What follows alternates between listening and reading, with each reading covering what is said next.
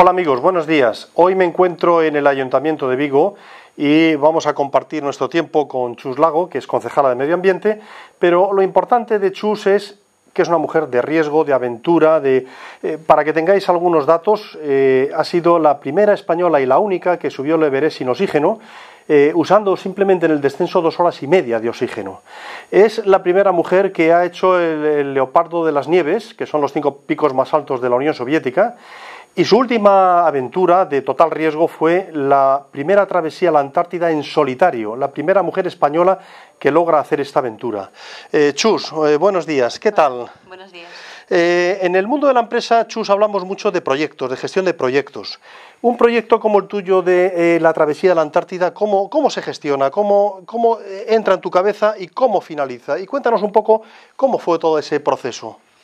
Bueno, es muy interesante porque primero surge como un sueño, ¿no? Algo como un casi romántico, ¿no? Pero luego ya con los pies en el suelo empiezas a analizar y a preguntarte cosas, ¿no? Entonces yo sabía que la pregunta más importante todavía no me la estaba haciendo, es decir, ¿qué me falta por preguntar todavía, ¿no? Desconfiaba un poco que no tenía todas las dudas siquiera conmigo, o sea que tuve que empezar desde cero. Entonces lo que hice, consciente de que entre una expedición a una montaña y una expedición a un desierto polar tiene que haber diferencias, las hay, de paisaje, de logística y de todo, pues lo que primero que empecé a hacer fue expediciones más pequeñitas, pues a Groenlandia, a lagos, un poco para probar el material, un poco para ver qué se puede estropear, un poco para que surgieran las dudas, los errores y las primeras cuestiones. Esto surgió así, evidentemente, y entonces ya un poco que ya vas teniendo la sartén por tu mango, ya sabes de qué adoleces y qué es lo que tienes. Mientras tanto, pues iba entrenando físicamente como hago siempre, desde el momento en el que surgió la idea. Esto iba paralelo a la siguiente cuestión, que era la de la técnica, ¿no? Y así fue durante prácticamente 3 años. Pues se fue construyendo esta expedición y en el momento en el que ya llegué a la Antártida, pues ya sabía qué tipo de trineo necesitaba, cómo reparar botas, trineo, esquís, cocinillas. Había dudas tremendas, ¿no? ¿Para cuántos días la comida, para cuántos días el combustible? Cómo reparar cocinillas, bueno, es que tienes que ser totalmente autónomo, ¿no? Y fue muy interesante porque sabes que algo va a pasar. Evidentemente no espero que pase, es que la ley de Murphy se va a dar. Entonces muchas cosas iban por triplicado. Por ejemplo, las conexiones vía satélite eran muy importantes.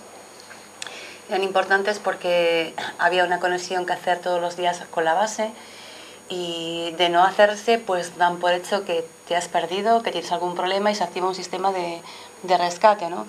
Con lo cual, bueno, pues se despliega lo que tú no quieres, que es un rescate y luego pues la expedición se termina porque te van a sacar de allí, ¿no? Entonces era muy importante triplicar este tipo de aparatos, el teléfono vía satélite, duplicar o triplicar los paneles solares, que son los que suministran energía a estos aparatos electrónicos, cuidarlos.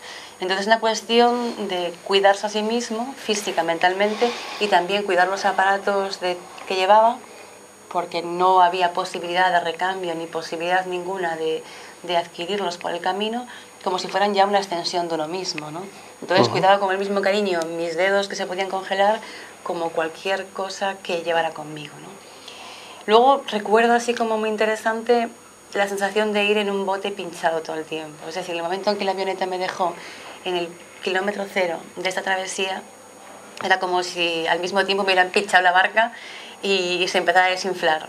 Porque claro, desde ese mismo momento la comida se estaba acabando, el combustible empezaba a acabarse y bueno, todo empezaba a romperse por el frío, volaba o bueno, empezaban las dificultades, con lo cual si partías con 100 cosas, al final eran menos, más rotas, deterioradas, más acabadas, ¿no?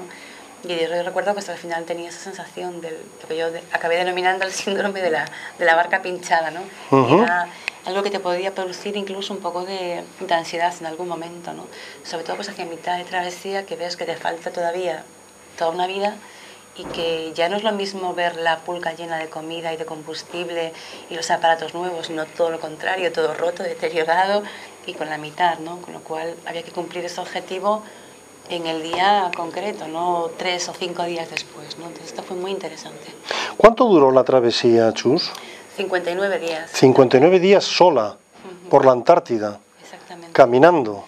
El lugar más desértico del planeta y el más frío y el más venteado. ¿Y sentiste en algún momento miedo, de verdad?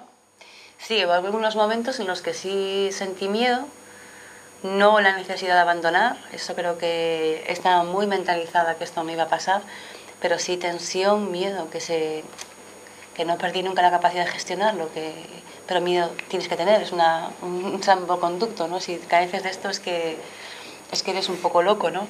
Entonces recuerdo alguna tormenta, 160 kilómetros por hora es un huracán fuerza 5, y montar una tienda y estar 2 días dentro de una tienda donde no sabes si se va a acabar rompiendo, que la vez que se abre, que se rompe, no poder cocinar dentro porque es mucho más peligroso incluso, pues hombre, fueron momentos de tensión. Yo creo que miedo se puede decir vamos, sin equivocarme, así claro que sí. En algún momento que atravesé una zona de grietas en la que no tenía que meterme, pero me metí. Y bueno, pues a las primeras que vi decidí dar marcha atrás y analizar cuál era la situación, por qué estaba allí, ¿no? Por ejemplo, ¿no? Y después miedo también porque tenía un dedo congelado y porque los médicos me habían dicho evacuación y yo dije, bueno, pues no, preparar el quirófano para cuando llegue, pero no entra dentro de mis planes evacuar por culpa de una falange congelada, ¿no? Entonces, bueno, son decisiones que ahora parece como que se toman muy fácilmente. Y sí se tomaron muy fácilmente porque yo lo tenía muy claro. Entro por aquí, no hay puerta de salida lateral, sino la puerta de enfrente, ¿no? Que está, eso, a 59 días de donde empezara, ¿no? Y en un periodo de tiempo tan largo, sola, ¿con quién hablabas?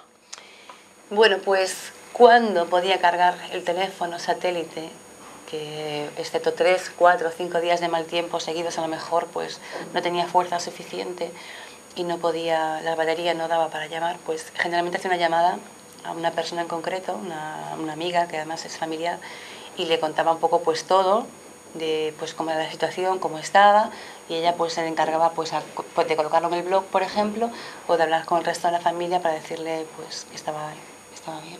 ¿Y contigo mismo no hablabas? En la soledad. Todo el tiempo. Todo el tiempo, porque si hay algo diferente entre una montaña y un desierto polar es lo siguiente. En una montaña, mientras tengas las manos, los pies y la vista anclada en una zona en la que tienes que escalar, luego te distrae también que cada día es diferente. Un día atraviesas un glaciar, otro día unas grietas, otro día escalas, otro día montas la tienda y bueno, que cada día es diferente. Entonces tu cabeza está fácilmente entretenida y sobre todo si tienes que estar fijo en la atención por una cuestión de riesgo, ¿no? Pero cuando el riesgo no es tan inmediato, lo prevés, lo ves, lo calculas y ves que dentro de 2 días vas a pasar una zona de grietas, o excepto que te coja pues eso, los vientos catabáticos como me cogieron a mí, y el viento sube en cuestión de segundos y te envuelve un huracán, ¿no? Pero excepto esas circunstancias el riesgo es como más meditado, ¿no? Lo vas viendo. Pues tienes además una luz constante, no hay una ruptura entre la noche y el día. El paisaje es absolutamente el mismo el día 1 que el día 59. Claro, tú tienes que seguir una rutina casi espartana, porque tienes que recorrer ciertos kilómetros al día, necesitas ciertas horas para montar, desmontar, 5 horas para dormir, nada más. O sea, se establece una rutina que te la tienes que imponer tú, porque es decir, llega un momento en el que la autodisciplina es casi una cosa que te la tienes que obligar, ¿no? Porque no es un día ni 2, son 5, 10, muchas semanas, y estés cansado o no estés cansado, estés de humor no estés de humor, hay que recorrer esos kilómetros.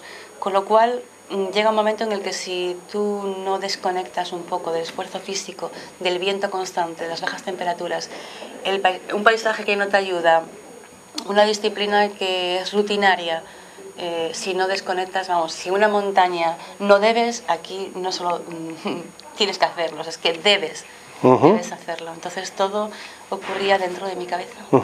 No cabe duda que para preparar un proyecto de este tipo necesitas una fuerza de voluntad brutal.